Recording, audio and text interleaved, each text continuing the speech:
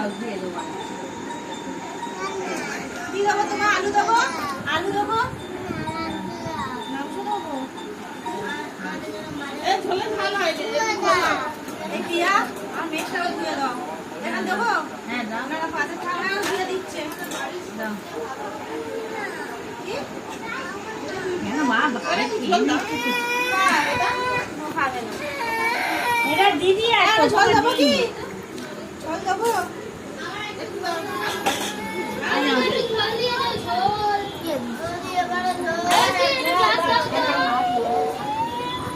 glass দেবো এই সেখানে আছে